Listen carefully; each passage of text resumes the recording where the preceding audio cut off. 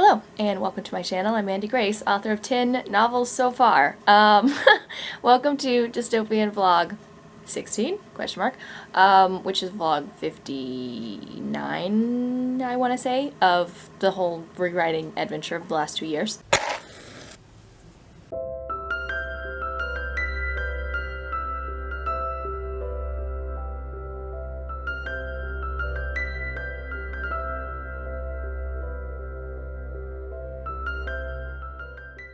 So, my intention was to do vlog 15 through the end of this week, but then yesterday I was on the camera way too much, and I haven't edited it together, but I know that it's going to be long enough to be a video of its own yesterday, let alone the rest of the week. So, we're starting fresh. This is what happens when I pet sit at my grandparents' house. I'm in complete solitude, all of my walls are down, I'm totally comfortable, my introvert self is entirely charged. My anxiety self is like, there's not even baseline anxiety, there's no anxiety whatsoever. There's no unknowns, there's no people, there's no nothing. So, that translates to I become really chatty on the camera?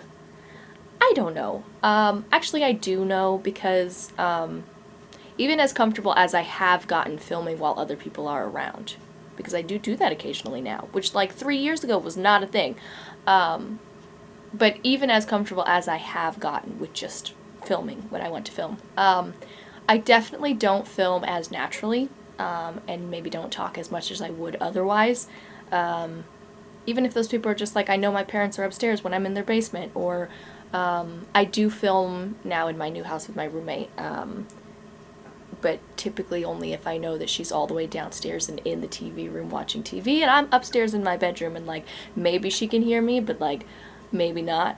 So really I'm not comfortable talking to my camera when people are around at all, is what I'm saying. But I do it because I don't really have another option, and I, need to film for videos. So, yeah, I don't know.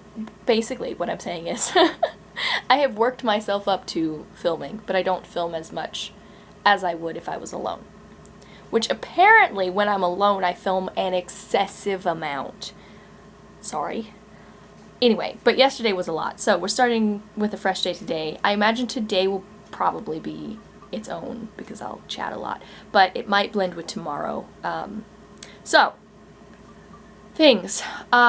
We are 50-ish thousand words into Cindy's book. It's 52,900 on the word count, but some of that is the old book that I've pulled over. Like, I pulled over a whole scene so that I can rework it, and I'm not really counting the scene that I haven't reworked yet as words. Anyway, it's around 50,000 words, which is great. This book is going to be massive. What did the first one end at? Like 40 or something? Let me check. It doubled in size. All of the books that I have rewritten in the last 2 years. Which, if you're new and this is your first video, hi. I wrote and published a bunch of books when I was a teenager and like into my early 20s. And in the last 2 years I've been going back and rewriting and then republishing all of them. So that's what we're working on. Let's see, Finding Hope Trilogy. Mandi Grace versions. Book 1. How big did you get? That's all I want to know. Anyway, all of the books thus far, which would be 6 of the 8, have doubled in size. Some of them a little more than doubled in size. They've all gotten massive. But book 1 was like 20,000 words for the Dystopian trilogy. So doubling in size, yeah, made it 41,115. That's before edits, which means it'll probably be a little larger than that because I'm very vague the first time around. I'm not terribly vague, but like I don't describe things. So I tend to add a lot of word count when I go back to edit. Yeah. Anyway. The point I was getting at there was that the first book is 41,000 words, and maybe I'll get it close to 50, and this one, I am halfway through it and it's at 50,000. It's gonna be twice the size of book 1. Sorry, not sorry, it's a good story. We're in part 3. The old version, if you read it, is separated into POV sections.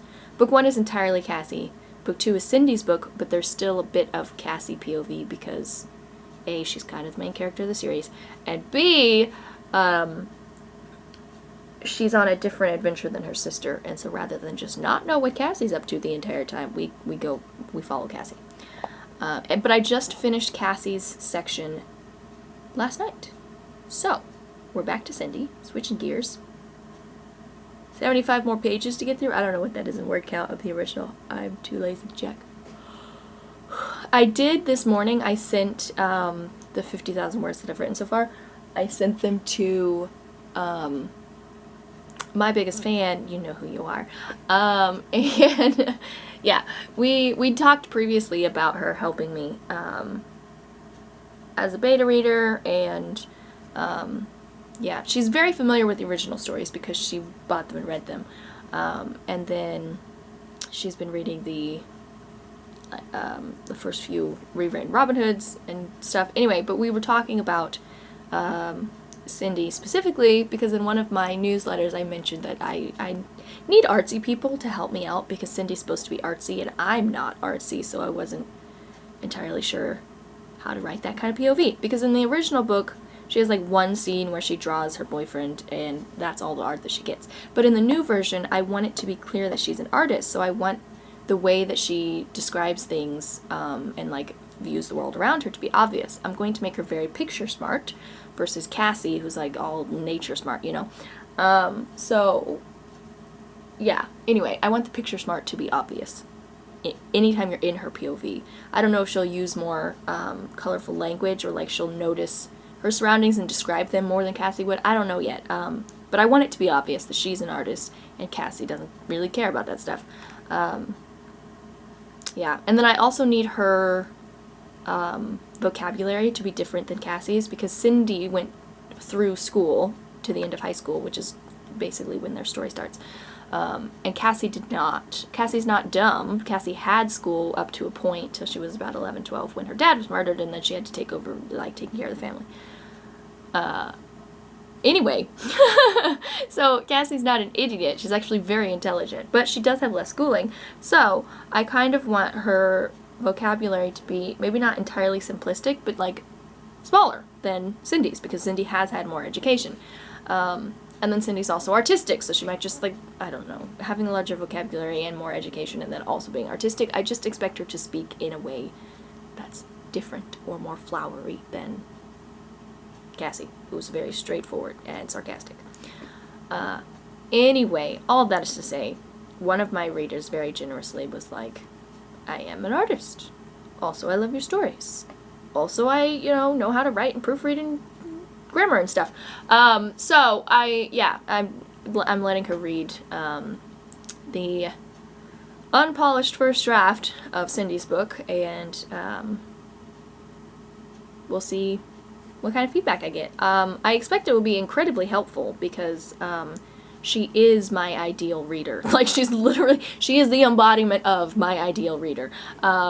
So, yeah, I'm actually really looking forward to what sticks out for her or what changes she's like, why did you change this? What is wrong with you? You know, I don't know. I think it will be very helpful story-wise. And then hopefully, potentially, she'll also be able to give me some good insight into how to write Cindy. I don't know, I'll keep you updated. But I'm excited. So I sent that off this morning, and haven't really done anything else today, but I am about to, in about 30 minutes, I'm going to host a prickle. 2 guest edgies are getting on. For anyone who doesn't know, if you haven't been here before, my writing group has a hedgehog theme, and a gathering of hedgies is called a prickle. So when we gather to write together on Zoom, we call it a prickle, because we're cute like that. Anyway, so yes, I do have a prickle to host, during which I will be drafting Cindy's book and seeing how far we can get. My nano goals, because it is still NaNoWriMo, we're behind, clearly, we always are, but possibly manageable? No, probably not. Listen, I made a small goal, 15,000 in July, because I knew that for 2 weeks I wasn't going to be writing. So in my head, I thought I'll do half of that before I go on my 2-week hiatus, and then half of that when I get home. But what happened was I wrote 3,000 words before I went on my 2-week hiatus. So then I came home and I was like, I still have 12,000 words to write this week. This is ridiculous. And we have not been making it. But we've been making slow, steady progress. And tomorrow I'm hosting a 10K right till you drop kind of day for my nano hedgies. So tomorrow I will likely hit my goal. But right now we're at 5,602 words of 1,500. No, 15,000. So, according to the nano site, if I write 2350 today, I'll be on track to finish by the end of... 2350 is doable when I'm at the top of my game. That's actually not difficult when I'm at the top of my game. An average day for me, just like meh, I wrote, is like 1,000 words. If it's under 1,000 words, I know it was not a good day of writing. Anyway, it's around 1,000 words. Recently, in the past like 6 to 9 months, I've been pushing myself to make my average 1,500, which, if you've been keeping up with my writing journey, it hasn't really been, I mean, sometimes it happens and sometimes it doesn't.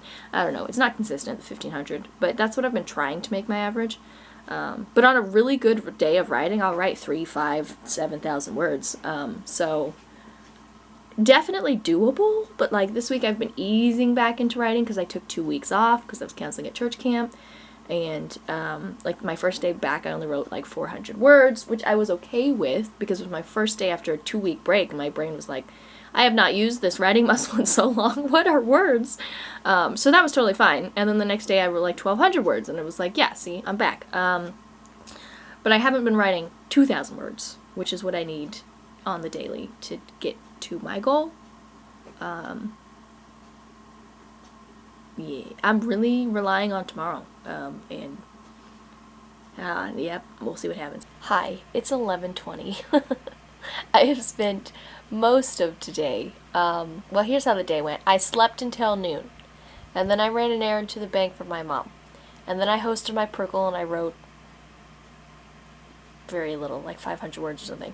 And then I did the BFF mindset training, and I finished the BFF mindset training, and then I read the BFF samples so that I'm prepared to, you know, fill out the form and be like, yes, I would like to work with this particular person who wrote this.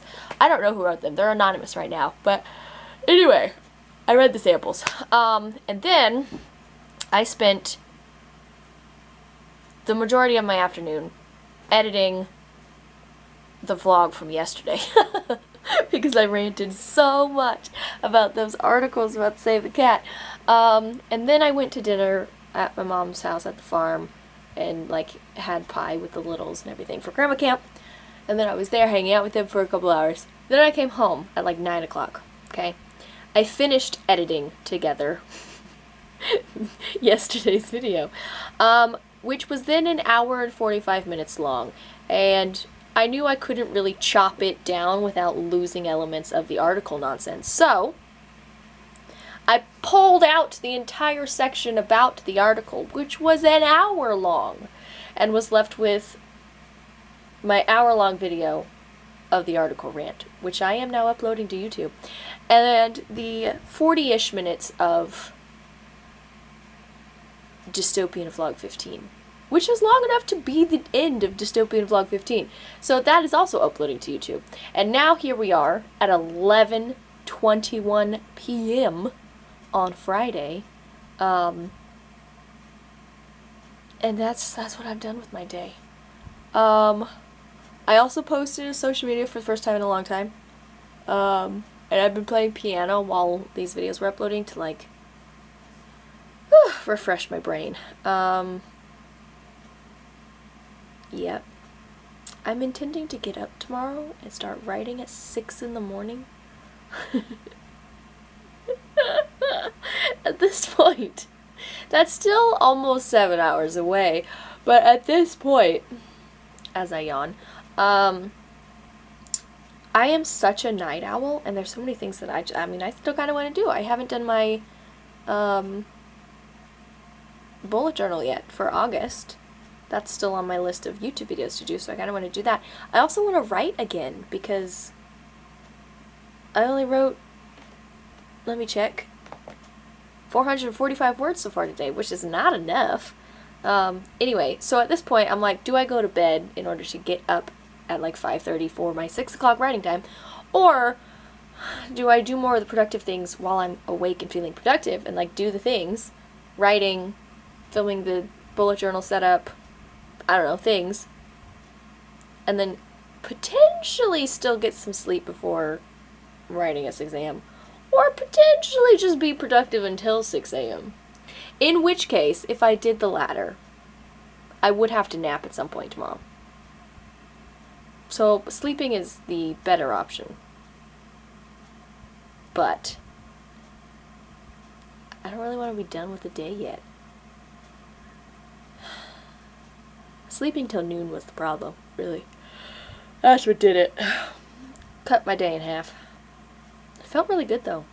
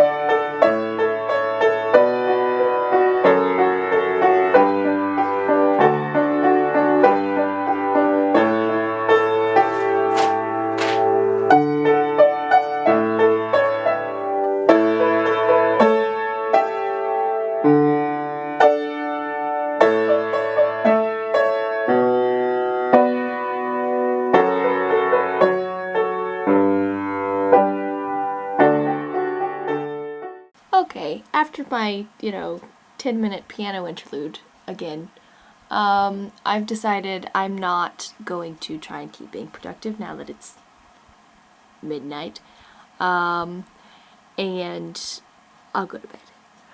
I've made my list for Saturday, which was basically scooting over the things. Some of them are the same. Like writing in Cindy's book is still there. I've added the 10K because it's 10K day. That's not going to stop being there until I stop Cindy's book.